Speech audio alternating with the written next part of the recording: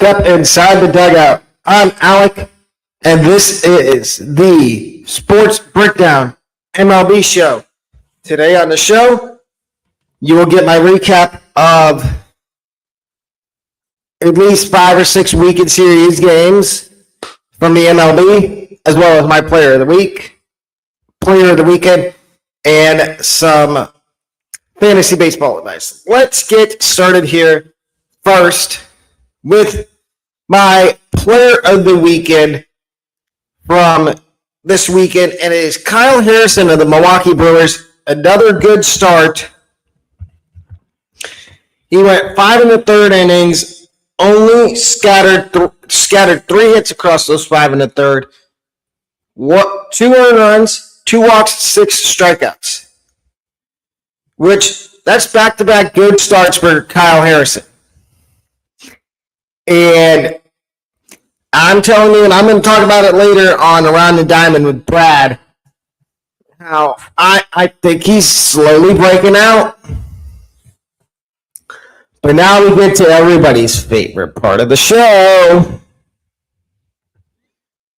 And share screen. Here. And we are going to start our recap with the Rays 3-game set in Minnesota, where the Rays ended up taking 2 out of 3 from the Twins.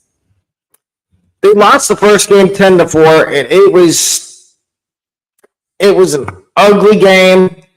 The Rays it was pitiful what the Rays did in the first game against Minnesota. They only got 4 runs. They gave up 10, as you can see. The pitching was just god-awful on Friday for the Rays against Minnesota. Saturday, the pitching was a lot better. Steven Matz got the win. He's 2-0 now. Picked up his second win of the year. I think that's going to be an underrated signing for the Rays when it comes down to it at the end of the season. Nick Abel had a decent start had an okay start for the Twins. And then we get to game 3, which was tied at 1-1 going to the 10th. And then the Rays hit. Rays went up 3-1 on a double in the 10th inning, I believe. Let me look up the box score. So, box score. Or recap.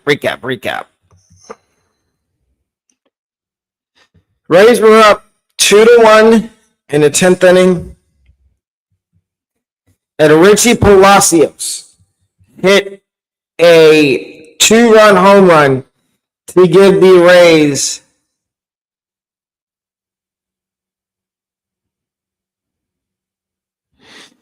a 2-run home run to give the Rays a 4-1 lead and give the Rays the win and the series win as well against Minnesota. And the Rays, their home slate starts this week with a 3-game set against the Cubs. And, I'm going to be watching all 3 of those games if I can. I'm definitely watching today. I'm going to try to watch tomorrow. And then I'm definitely watching Wednesday's game. Joe Boyle on the mound for the Rays. If the Rays could take 2 out of 3 from the Cubs, I would be happy with that. And then they get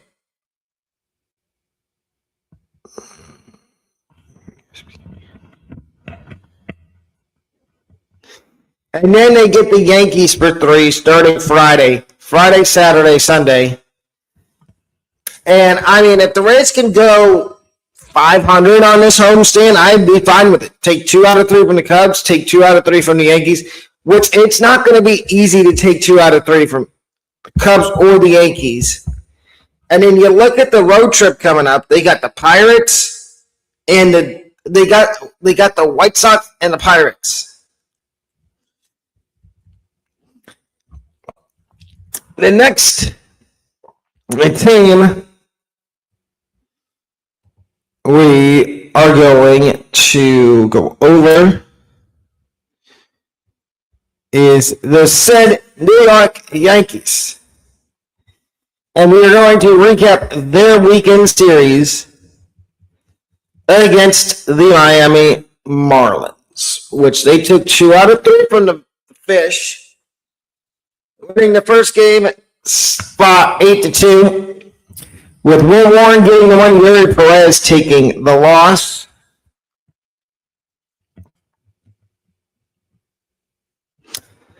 And they won the second game 7-5. So the first game, Warren got the win. Second game, Hedrick got the win.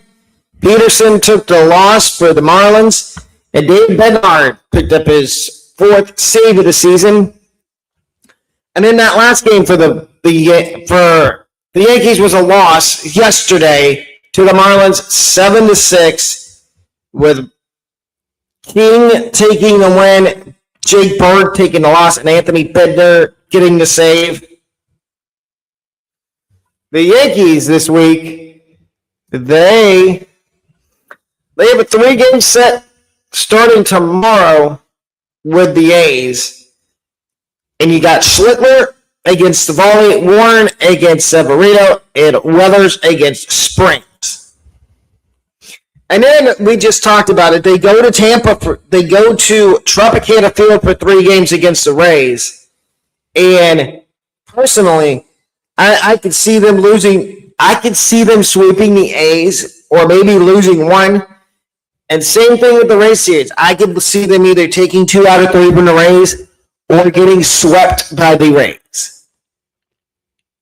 Or maybe losing 2 out of 3 to the Rays. And then the Yankees come home and they play the Angels for 4 games and then the Royals for 3.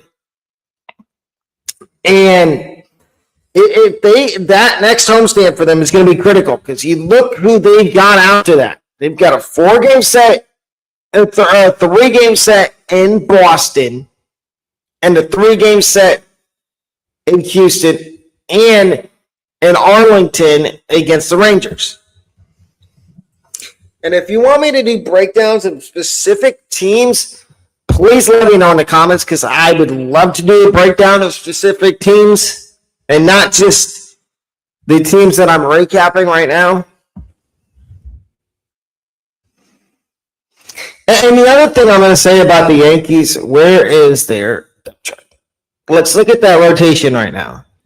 That rotation right now consists of Max Fried, Kim Schlittler, Ryan Weathers,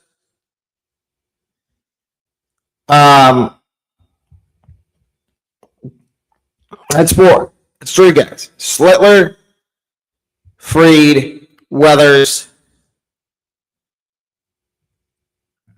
Yeah. I think Luis Hill's in there somewhere.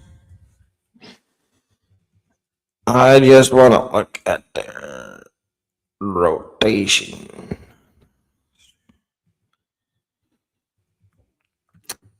And you see, let's see, more MLB teams. Oh, perfect. We can do that. But the Yankees are 7-2 right now, and it's all to do with their pitching. Schlittler, Cam Schlittler, I think is breaking out. He's only 23 years old, and I like what the Yankees are doing here with Cam Schlittler.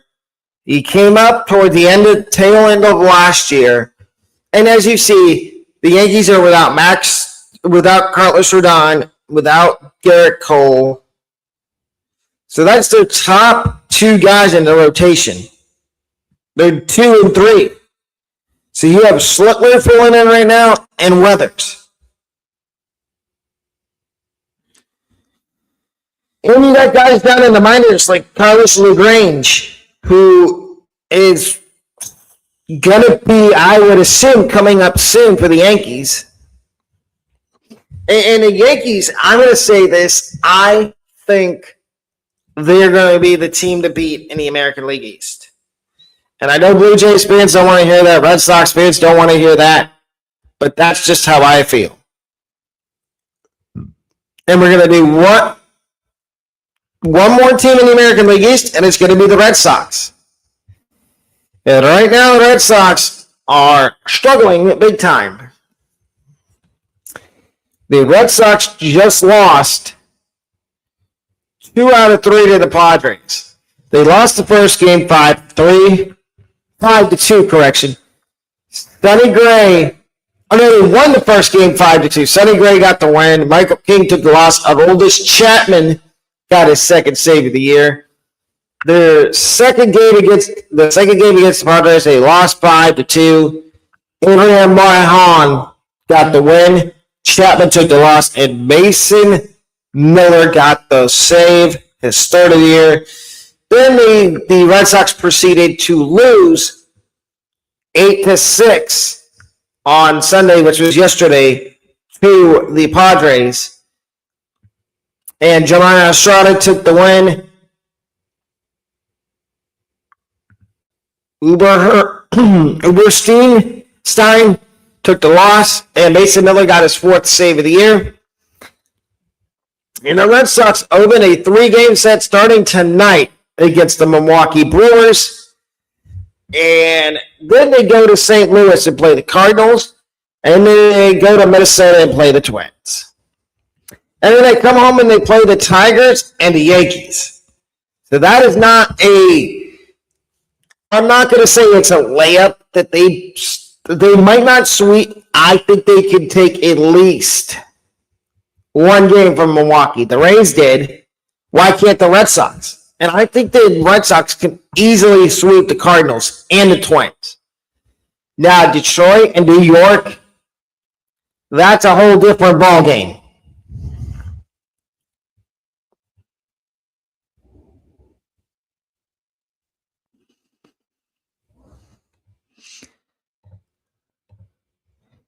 Next team we're going to go over.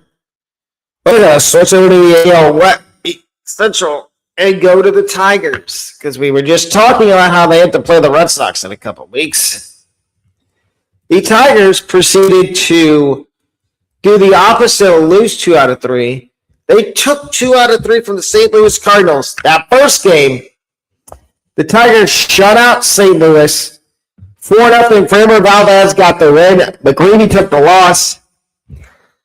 I was questioning Framber Valdez signing when the Tigers made it, but to me, it's starting to make sense why they traded for signed Framber Valdez, because they think they may not be able to re-sign Tarek Skubal.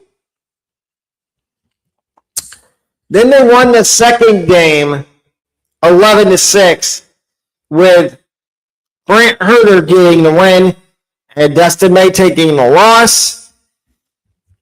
And the third game, they proceeded to drop the third game to the Cardinals 5-3. Kyle Leahy got the win. Peter Montero took the loss, and Riley O'Brien picked up save number 2. And now we preview the upcoming 2 weeks for the Tigers. They start a 4-game series tonight in Minnesota with Casey Mize on the mound, followed by Tarek Skubal, Framber Valdez, and then Jack Flaherty. If they can take 3 out of 4 from Minnesota, I don't see why they can't. I'm going to go ahead and say they're going to sweep the Twins. And then we look at, after that, they get 3 with the Marlins on Friday through Sunday. And I think they can sweep the Marlins. And then they get Kansas City at home for 3. So that's a 6-game homestand starting on Friday. And I think they sweep the Marlins and take 2 out of 3 from Kansas City. Because then they go to Boston. Look at that series. A 4-game series in Boston. And then you come home and you play the Brewers for 3 starting April 21st. And that's not going to be an easy series. I can tell you that right now.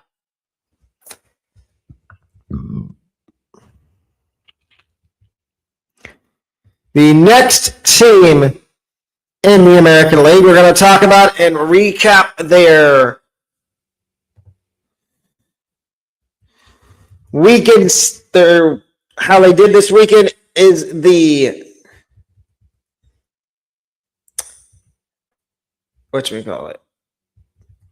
the Tigers. So the Tigers played on Friday. And they had a 3-game set with the Cubs. They won the first game Fridays 4-1, with Cade Smith getting his second save of the year. Then their game Saturday got postponed, so they played a doubleheader yesterday. They lost the first game of the doubleheader 1-0. Caleb Theobald got the win. Connor Brogdon took the loss. Daniel Valencia got the save. Then in the second game of the doubleheader, they beat the Cubs 4-1 with Brogdon, with Sean Armstrong picking up the win, and Jacob Webb for the Cubs taking the loss, with Cade Smith picking up his third save of the season.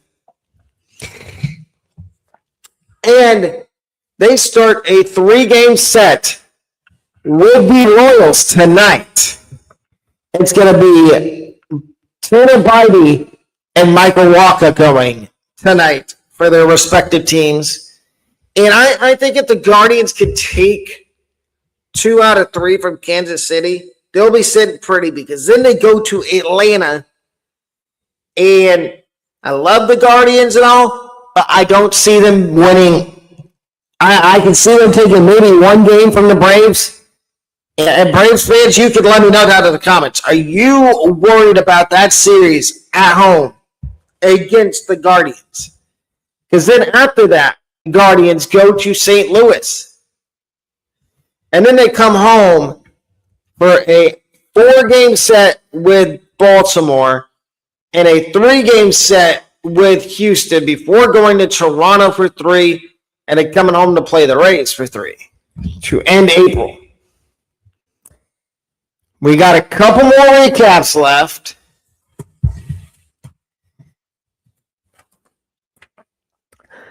And then we will go to fantasy baseball. We did we're only going to do we only did 2 teams in the AL Central because I want to get through a couple more divisions. We're going to start with the A's in the AL West.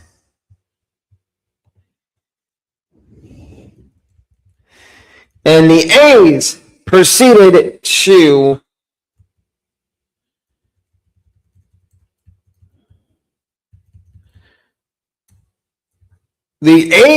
took 2 out of 3 at home against the Astros. They won the first game 11-4 with Jeffrey Springs picking up his first win of the year, Christian Javier taking the loss. Then they lost the second game 11-0 with Tatsuya Imai getting the win and Luis Morales taking the loss. Then they won game 3 yesterday, 12-10 in 10 innings, with Alvarado getting the win and Brian Abreu taking the loss. So I am not going to say that their season started a little weird. They're 3-6. They get the Yankees in a 3. Oh boy, look at that gauntlet you got to go through, A's fans. You might not win a game on this road trip. You get the Yankees for 3, and then this weekend you get the Mets for 3 in Flushing. That is not a favorable road trip. And then you come home and ho-hum. Your first series back at home after that 6-game road trip, you get the Texas Rangers for 3. For 4, correction. And then you get the White Sox, which, that's a... Here's Here's the get right series with the White Sox for 3, and then you go to Seattle. So if somehow you could take at least one game from the Yankee series and the Mets series, I would love to see it, and I would love to see a sweep of the Yankees. Please have them come into Tampa and the St. Pete ticked off, because that's what we want the Yankees. It's ticked off. So the next American League West team is going to be the Mariners. Let me go over that. And the Mariners proceeded to lose 2 out of 3 to the Angels. And the first game, they won the first game in 10 innings, 3-1, with Andres Munoz getting the win, Brett Suter taking the loss, and Gabe Spire getting the save. Then they proceeded to lose game 2, 1-0. But Jack Kahana was getting the win for the Angels, and Emerson Hancock taking the loss, and Jordan Romano picking up the save. And then yesterday they lost 8-7 in 10 innings, with Anderson picking up the win and Spire taking the loss. And the Mariners start a 3-game set in Texas tonight with the Rangers. And I'm going to say this right off rip. These pitching matchups look really juicy. You got Logan Gilbert and Jacob deGrom. I can see there not being a lot of scoring.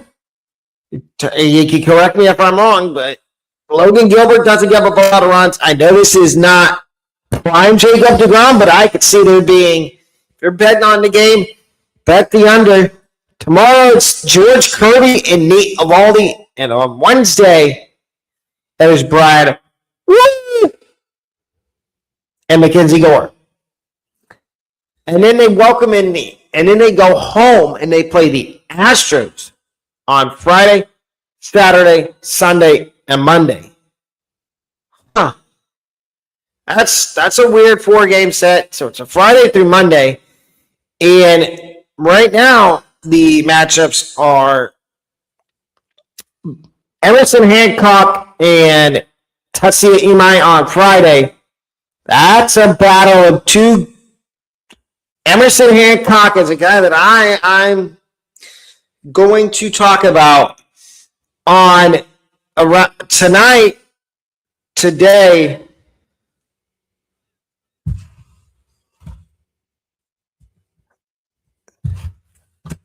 I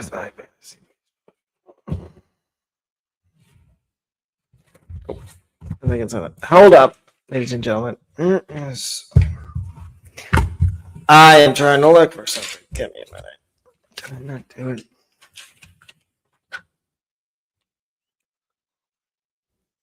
Oh, yes, it is. It's right there. That's what I was looking for. Sorry.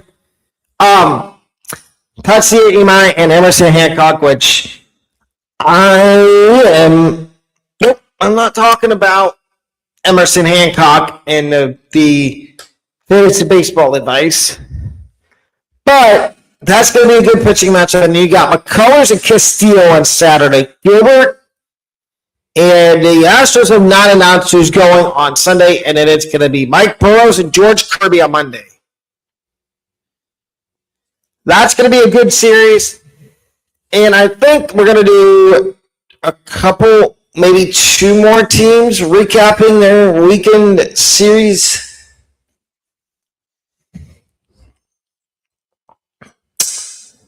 Actually, that's it for the weekend series recaps.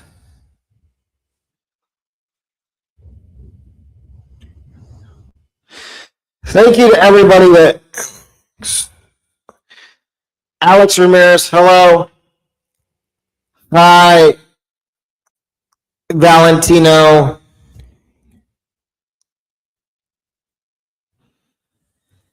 And now we get to fantasy baseball advice. My player of the weekend in fantasy baseball this week was Chase Dollander of the Rockies. 4 1/3 innings, 4 hits, 1 earned run, a walk, and 6 strikeouts. And he did pick up the win again this weekend. And maybe we're seeing the Rockies, it was because Jose Quintana was hurt. But if Quintana keeps missing starts and they have to skip him in the rotation, maybe this is a sign that Chase Dollander will be put back in the rotation because the new manager, Warren Schaefer, and the new GM, Paul DiPodestro, want to give their young prospects, the Rockies' young prospects, an opportunity to prove what they're worth.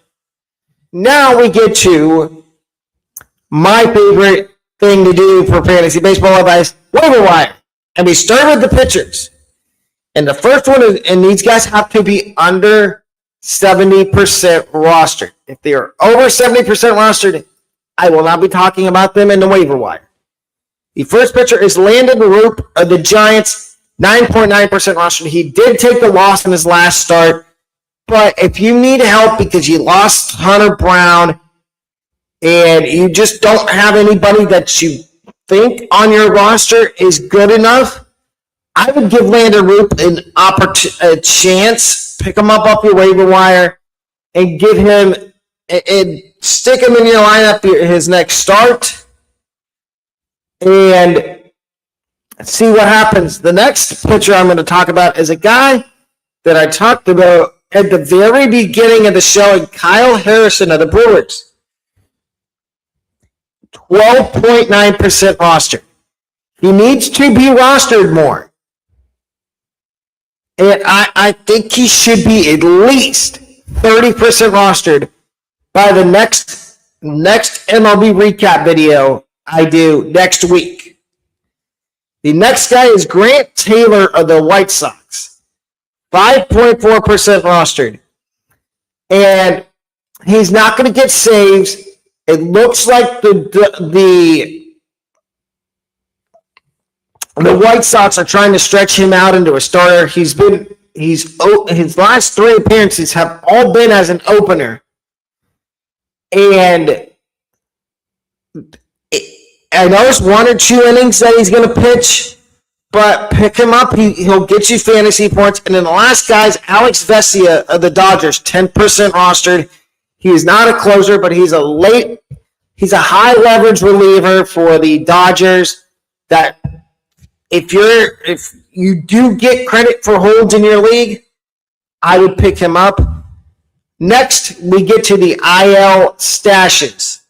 And the first IL stash is outfielder from the Diamondbacks, Jordan Lawler, 5.5% rostered. He just went on the injured list with a thumb issue. But I think he'll be back soon. And we all know Lourdes Gurriel Jr. is out injured right now. And the Diamondbacks don't really, Tim Towle is going to be playing in the outfield for them. Do we really trust Tim Towle? And it seemed like Jordan Lawler, I know he was having strikeout problems, but it seemed like Jordan Lawler was starting to figure it out. And my second IL stash is a pitcher, and it's Gavin Stone of the Dodgers. I don't know if Gavin Stone's going to start when he comes back, but he's worth stashing. He's less than 1% rostered. And I guarantee you, in leagues that y'all are in, you'll probably have an IL spot, and you need to use that IL spot if you want to. And I would use it on Gavin Stone. And now we get to the hitter waiver wire. And my first hitter to add off the waiver wire is Tampa Bay Rays catcher Nick Fortes.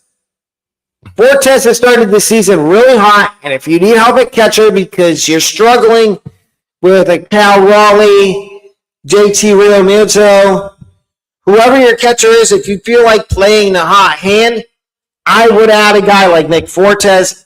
Next is Troy Johnston from the Rockies, only 4% rostered. And Fortes was almost 4% rostered. Can we get him up to at least 10% rostered within the next 2 weeks? Troy Johnston's next, and he's been getting solid playing time for the Rockies to start the season. And I could see that continuing as the Rockies don't really have anything to play for. And then the last guy is Joey Ortiz of the Brewers. 3.1% roster. He's doing shortstop right now, even though they did sign Cooper Pratt to an extension, which I wouldn't be surprised if we see Cooper Pratt at some point later on in the season, which he is a prospect you need to stash. Cooper Pratt and Colt Emerson. And that wraps up the waiver wire. And ladies and gentlemen, after I'm done here, I will be putting this episode of the show up on Spotify. So if you want to listen to the audio version of this podcast, you can find it on Spotify at Inside the Dugout the Sports Breakdown MLB show on Spotify. Please give it a 4-star, 3 or 4-star rating to help it reach more people. We do offer. I will be working on merch. I will be working on merch at some point for the channel. So if you want to purchase some merch, you're more than welcome to. But that wraps up this episode of Inside the Dugout, the Sports Breakdown MLB show. I will see everybody at 5:30 for Around the Diamond with Brad and Alec, where we will have more MLB talk. And we have a special list we are releasing tonight on the Around the Diamond podcast. I'm not going to give it away. You'll have to find out what it is today. But have a wonderful rest of your day. Peace.